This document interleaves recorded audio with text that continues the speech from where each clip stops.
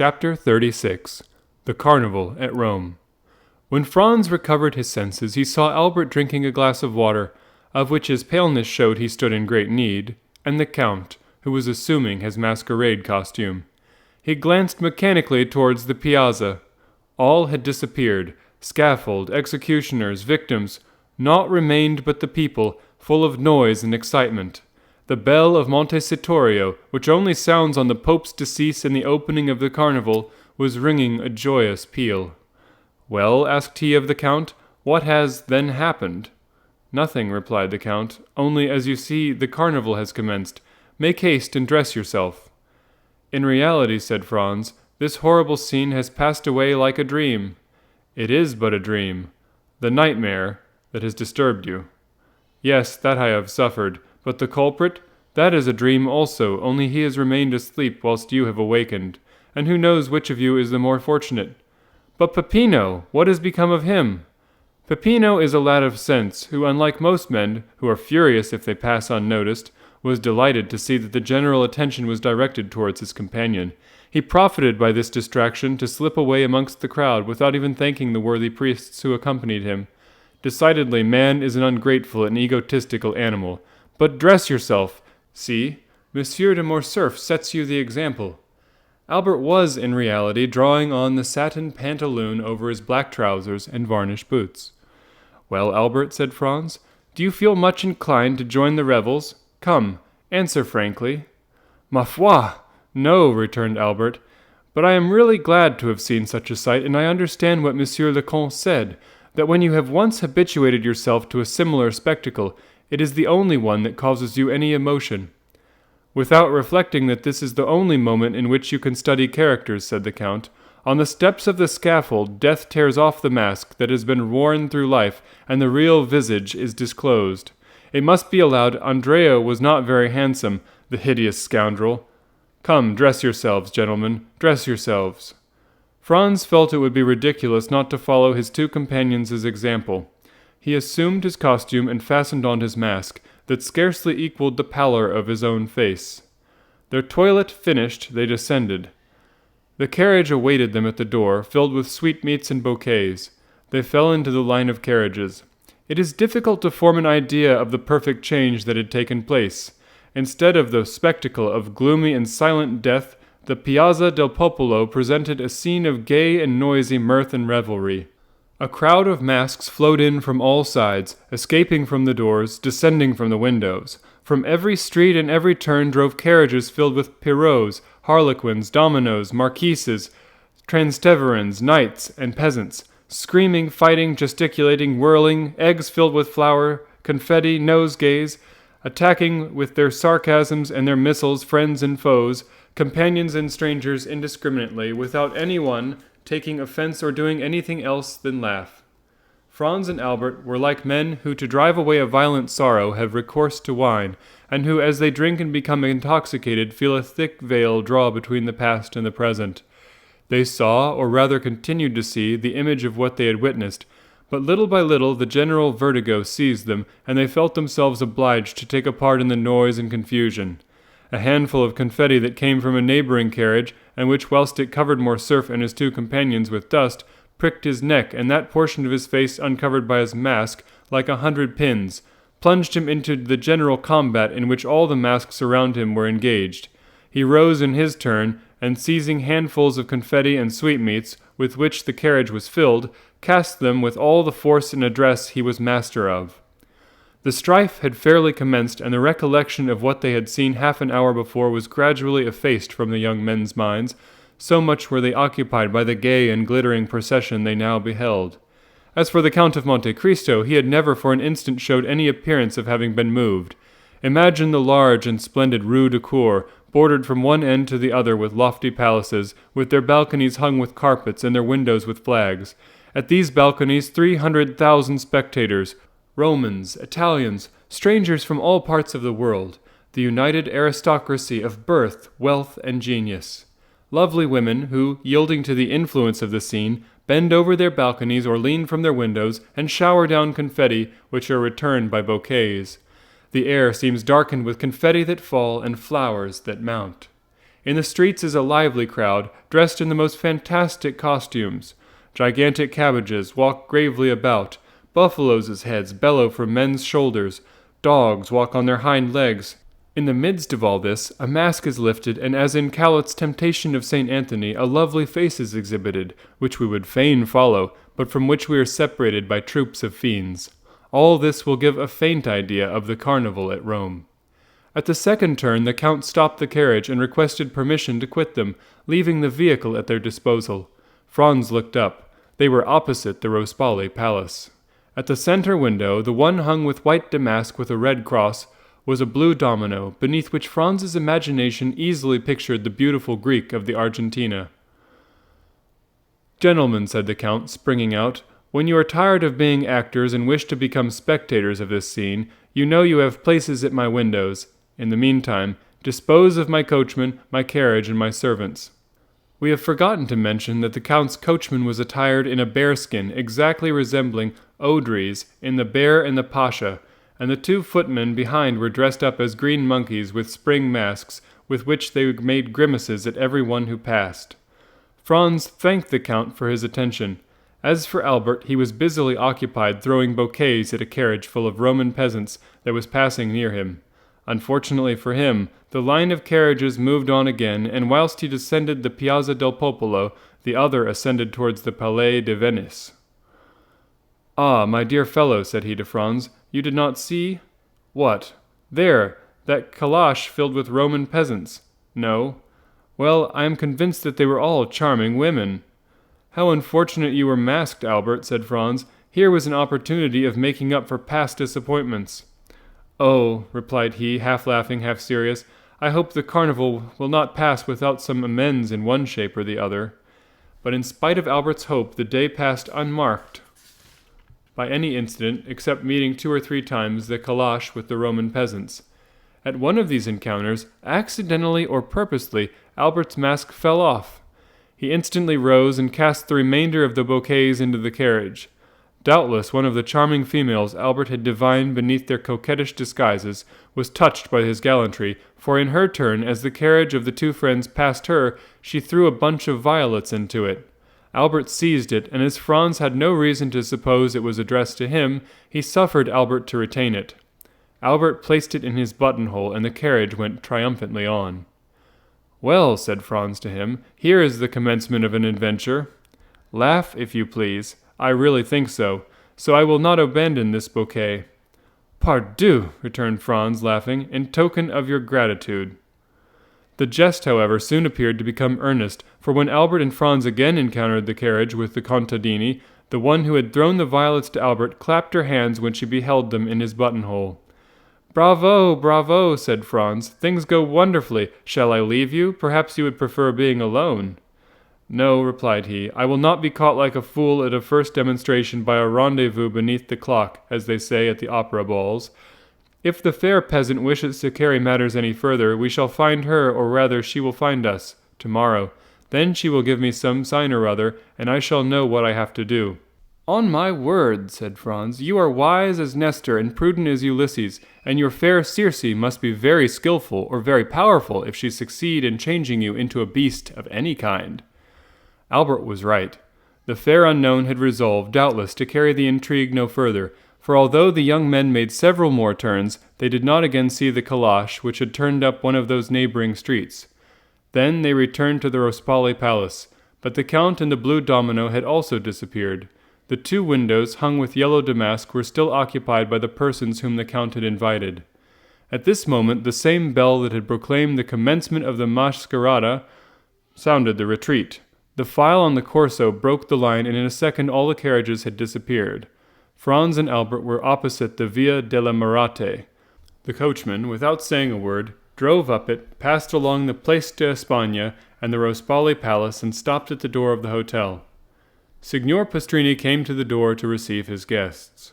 Franz's first care was to inquire after the Count and to express his regret he had not returned in sufficient time to take him up.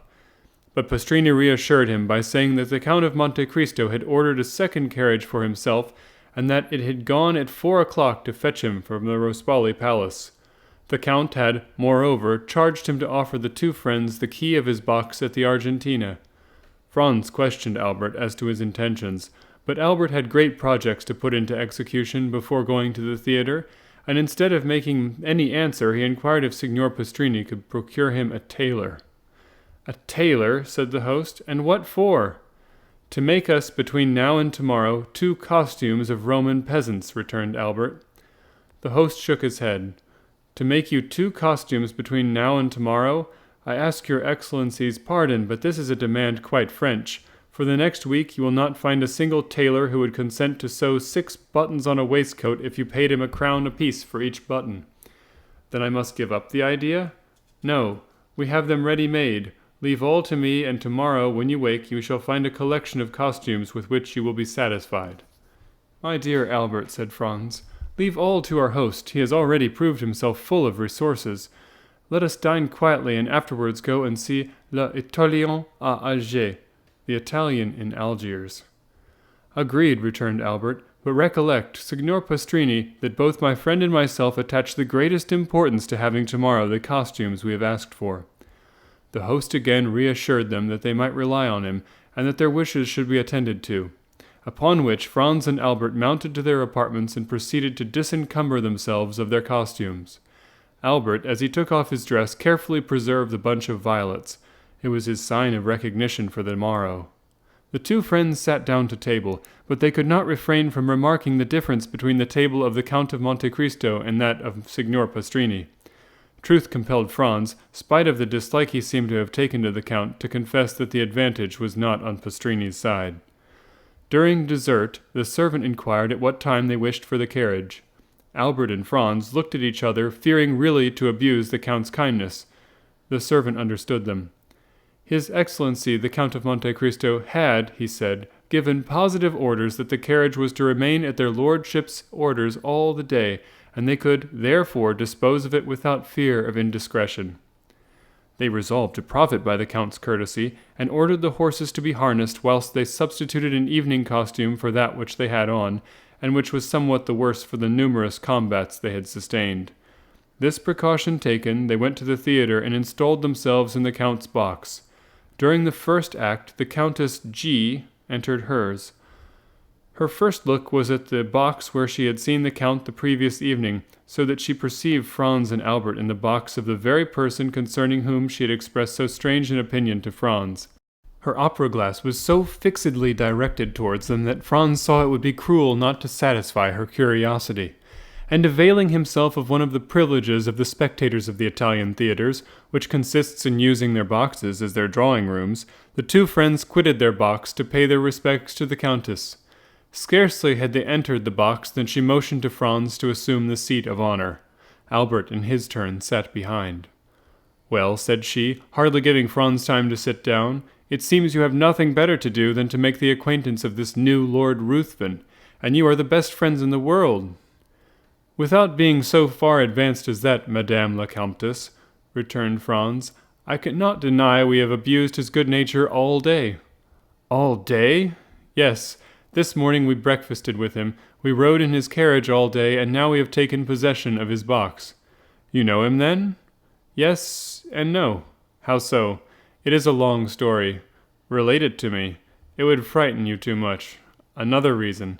"At least wait until the story has a conclusion." "Very well, I prefer complete histories, but tell me how you made his acquaintance. Did anyone introduce you to him?" "No, it was he who introduced himself to us." "When?" "Last night, after we left you." "Through what medium?"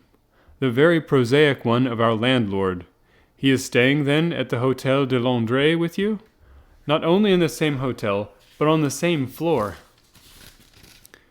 "What is his name? For of course you know." "The Count of Monte Cristo." "That is not a family name." "No, it is the name of the isle he has purchased." "And he is a count?" "A Tuscan count." "Well, we must put up with that," said the Countess, who was herself of one of the oldest families of Venice. "What sort of man is he?"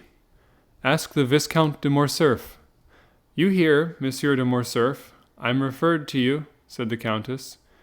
"We should be very hard to please, madame," returned Albert, "did we not think him delightful. A friend of 10 years' standing could not have done more for us or with a more perfect courtesy. Come, observed the Countess, smiling, I see my vampire is only some millionaire who has taken the appearance of Lara in order to avoid being confounded with Monsieur de Rothschild. Have you seen her? Her? The beautiful Greek of yesterday. No, we heard, I think, the sound of her guzla, but she remained perfectly invisible. When you say invisible, interrupted Albert, it is only to keep up the mystery. For whom do you take the blue domino at the window with the white curtains? Where was this window with the white hangings? Said the Countess. At the Rospoli Palace. The Count had 3 windows of the Rospoli Palace? Yes. Did you pass through the Rue du Cour? Yes. Well, did you remark 2 windows hung with yellow damask and one with white damask with a red cross? Those were the Count's windows. Why, he must be a nabob! Do you know what those 3 windows were worth? 200 or 300 Roman crowns. 2,000 or 3,000! The devil! Does his isle produce him such a revenue? It does not bring him a bojoko. Then why did he purchase it? For a whim. He is an original, then. In reality, observed Albert, he seemed to me somewhat eccentric. Were he at Paris and a frequenter of the theatres, I should say he was a poor devil, literally mad. This morning he made 2 or 3 exits worthy of Didier or Anthony. At this moment a fresh visitor entered, and according to custom Franz gave up his seat to him. This circumstance had, moreover, the effect of changing the conversation. An hour afterwards the 2 friends returned to their hotel. Signor Pastrini had already set about procuring their disguises for the morrow, and he had assured them that they would be perfectly satisfied. The next morning, at 9 o'clock, he entered Franz's room, followed by a tailor who had 8 or 10 costumes of Roman peasants on his arm. They selected 2 exactly alike, and charged the tailor to sew on each of their hats about 20 yards of ribbon, and to procure them 2 of those long silken sashes of different colors with which the lower orders decorate themselves on fest days. Albert was impatient to see how he looked in his new dress. It was a jacket and breeches of blue velvet, silk stockings with clocks, shoes with buckles, and a silk waistcoat. This picturesque attire set him off to great advantage, and when he had bound the scarf around his waist, and when his hat, placed coquettishly on one side, let fall on his shoulder a stream of ribbons, Franz was forced to confess that costume has much to do with the physical superiority we accord to certain nations. The Turks, who used to be so picturesque with their long and flowing robes, are they not now hideous with their blue frocks buttoned up to the chin and their red caps, which make them look like a bottle of wine with a red seal? Franz complimented Albert, who looked at himself in the glass with an unequivocal smile of satisfaction. They were thus engaged when the Count of Monte Cristo entered. "Gentlemen," said he, "although a companion is agreeable, perfect freedom is sometimes still more agreeable. I come to say that today and the remainder of the carnival I leave the carriage entirely at your disposal. The host will tell you I have 3 or 4 more, so that you do not deprive me in any way of it. Employ it, I pray you, for your pleasure or your business." The young men wished to decline, but they could find no good reason for refusing an offer which was so agreeable to them. The Count of Monte Cristo remained a quarter of an hour with them, conversing on all subjects with the greatest ease. He was, as we have already said, perfectly well acquainted with the literature of all countries. A glance at the walls of his salon proved to Franz and Albert that he was a lover of pictures. A few words he let fall showed them he was no stranger to the sciences, and he seemed much occupied with chemistry. The 2 friends did not venture to return the Count the breakfast he had given them. It would have been too absurd to offer him in exchange for his excellent table the very inferior one of Signor Pastrini. They told him so frankly, and he received their excuses with the air of a man who appreciated their delicacy. Albert was charmed with the Count's manners, and he was only prevented from recognizing him as a perfect gentleman by his science. The permission to do what he liked with the carriage pleased him above all, for the fair peasants had appeared in a most elegant carriage the preceding evening, and Albert was not sorry to be upon an equal footing with them. At 1:30 they descended. The coachman and footman had put on their livery over their disguises, which gave them a more ridiculous appearance than ever, and which gained them the applause of Franz and Albert. Albert had fastened the faded bunch of violets to his buttonhole. At the first sound of the bell they hastened into the Rue du Cour by the Via Vittoria. At the second turn a bunch of fresh violets, thrown from a carriage filled with paillacines, or masqueraded people, indicated to Albert that, like himself and his friend, the peasants had changed their costume also, and whether it was the result of chance, or whether a similar feeling had possessed them both, whilst he had changed his costume, they had assumed his. Albert placed the fresh bouquet in his buttonhole, but he kept the faded one in his hand, and when he again met the calash, he raised it to his lips, an action which seemed greatly to amuse not only the fair lady who had thrown it, but her joyous companions also. The day was as gay as the preceding one, perhaps even more animated and noisy. The Count appeared for an instant at his window, but when they again repassed, he had disappeared. It is almost needless to say that the flirtation between Albert and the fair peasant continued all day. In the evening, on his return, Franz found a letter from the embassy to inform him he would have the honor of being received by His Holiness the next day. At each previous visit he had made to Rome, he had solicited and obtained the same favor, and incited as much by religious feeling as by gratitude, he was unwilling to quit the capital of the Christian world without laying his respectful homage at the feet of one of St. Peter's successors who had set the rare example of all virtues. He did not then think of the carnival, for in spite of his condescension and touching kindness, one cannot incline oneself without awe before the venerable and noble old man called Gregory the 16th. On his return from the Vatican, Franz carefully avoided the Rue du Cours. He brought away with him a treasure of pious thoughts to which the mad gaiety of the masquerada would have been profanation. At 5:10, Albert entered overjoyed. The paillassine had resumed her peasant's costume, and as she passed had raised her mask. She was charming. Franz congratulated Albert, who received his congratulations with the air of a man conscious they were merited. He had recognized by certain unmistakable signs that his fair incognita belonged to the aristocracy. He had made up his mind to write to her the next day. Franz remarked, whilst he gave these details, that Albert seemed to have something to ask of him, but that he was unwilling to ask it. He insisted upon it, declaring beforehand that he was willing to make any sacrifice he required. Albert let himself be pressed just as long as friendship required, and then avowed to Franz that he would do him a great favor by suffering him to occupy the carriage alone that day. Albert attributed to Franz's absence the extreme kindness of the fair peasant in raising her mask. Franz was not sufficiently egotistical to stop Albert in the middle of an adventure that promised to prove so agreeable to his curiosity and so flattering to his vanity. He felt assured that the perfect indiscretion of his friend would duly inform him of all that happened, and as during 3 years that he had travelled all over Italy, a similar piece of good fortune had never fallen to his share, Franz was by no means sorry to learn how to act on such an occasion. He therefore promised Albert that he would content himself on the morrow with witnessing the Carnival from the windows of the Rospali Palace. The next morning he saw Albert pass and repass.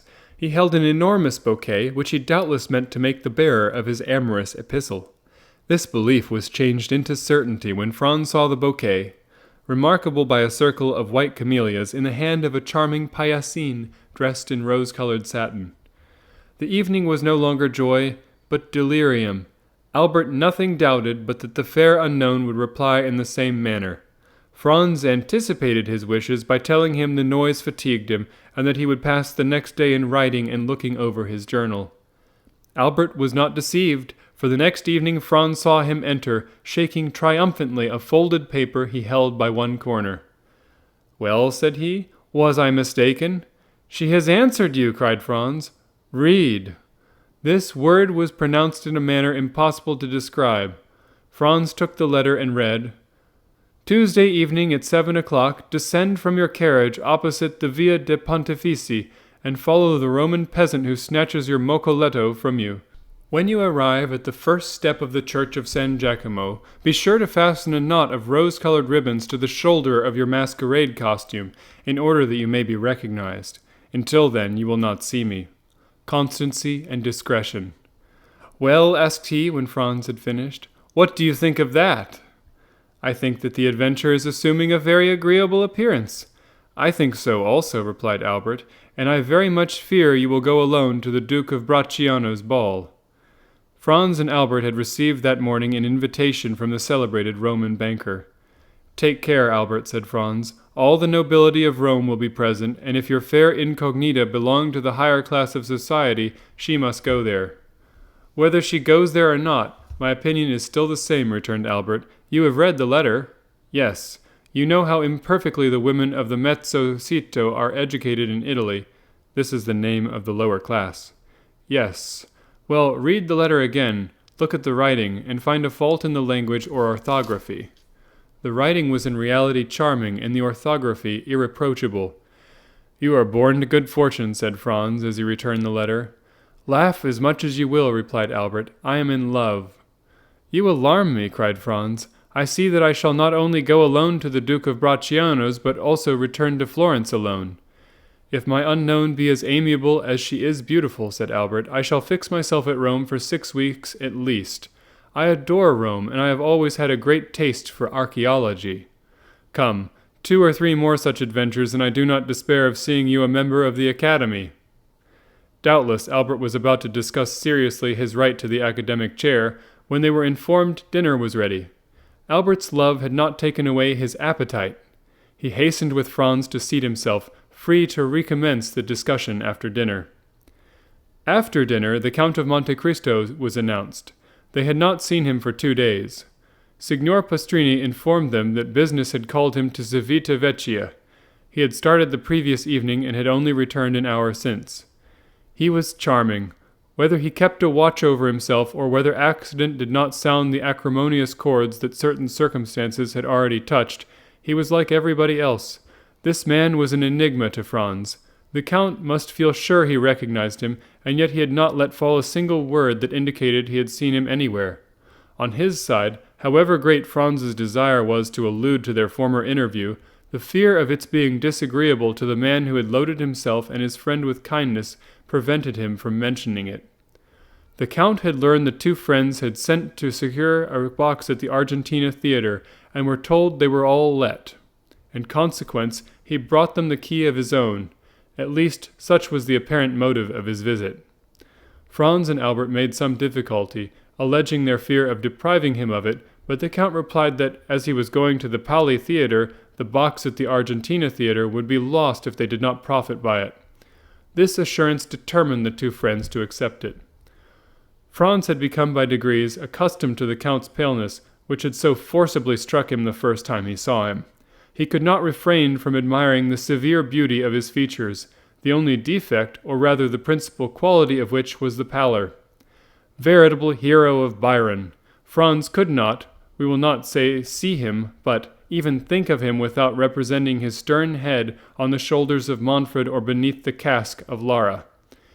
His forehead was marked by the line that indicates the constant presence of a bitter thought. He had those fiery eyes that seem to penetrate to the heart, and the haughty and disdainful upper lip that gives to the words it utters a peculiar character that impresses them on the minds of those to whom they are addressed. The Count was no longer young. He was at least 40.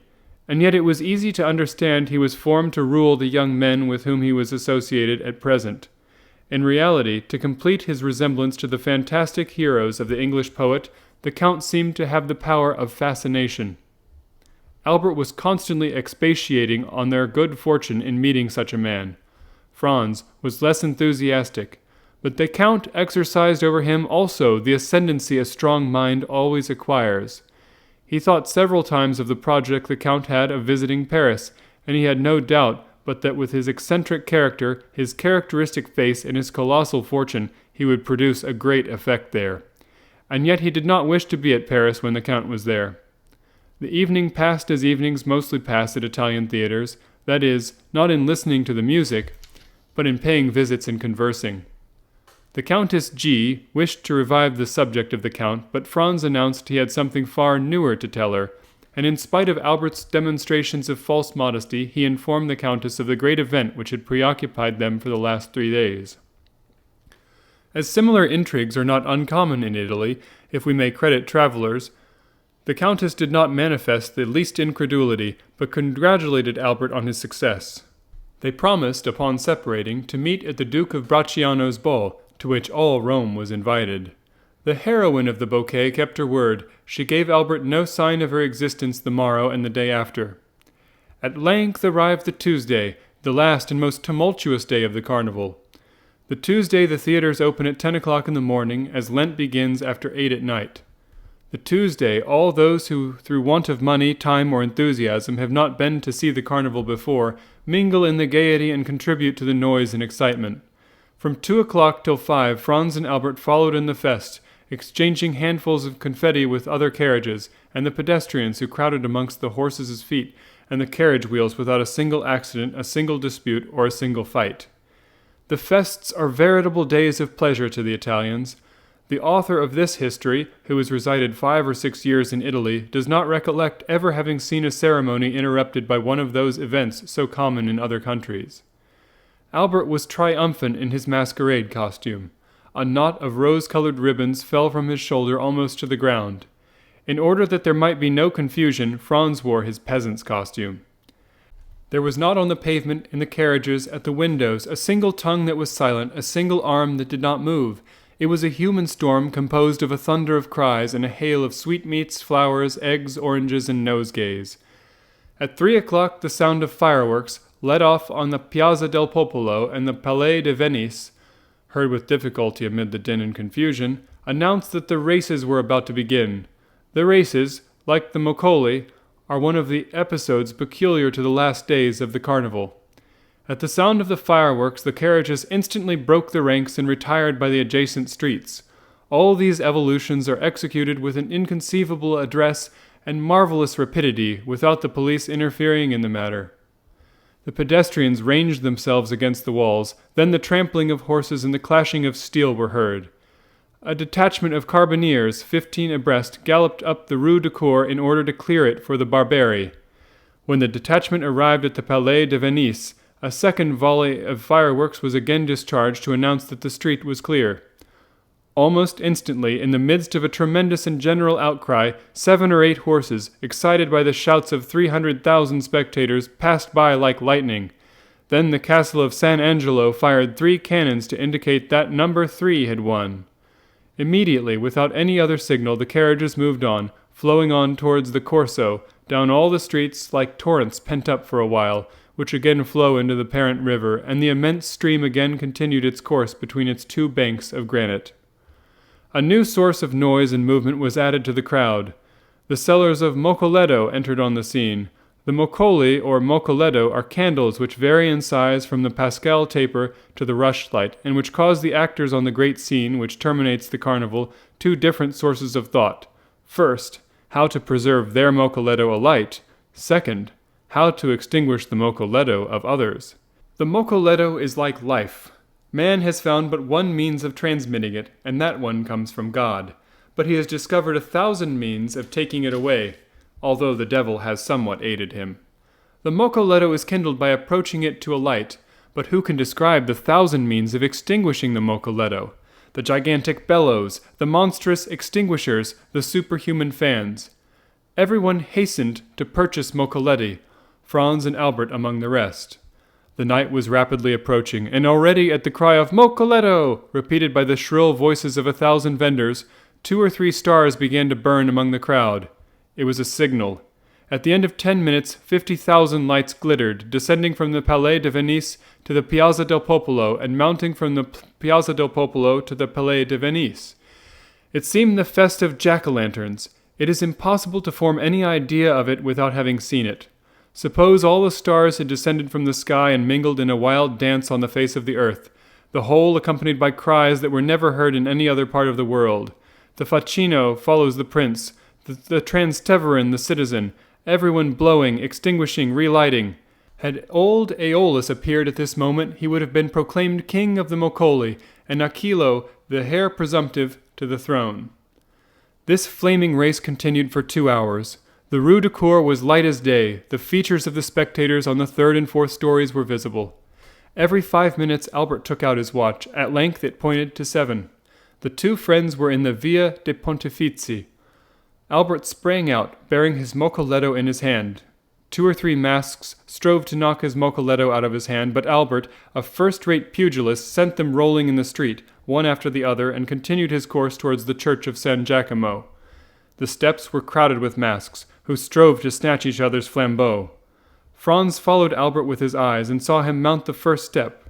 Instantly a mask, wearing the well-known costume of a female peasant, snatched his mocoletto from him without his offering any resistance. Franz was too far off to hear what they said, but without doubt nothing hostile passed, for he saw Albert disappear arm in arm with the peasant girl. He watched them pass through the crowd some time, but at length he lost sight of them in the Via Macello. Suddenly, the bell that gives a signal for the end of the carnival sounded, and at the same instant all the mocoletti were extinguished as if by enchantment. It seemed as though one immense blast of the wind had extinguished every one. Franz found himself in utter darkness. No sound was audible save that of the carriages that conveyed the masks home. Nothing was visible save a few lights that burned behind the windows. The carnival was finished.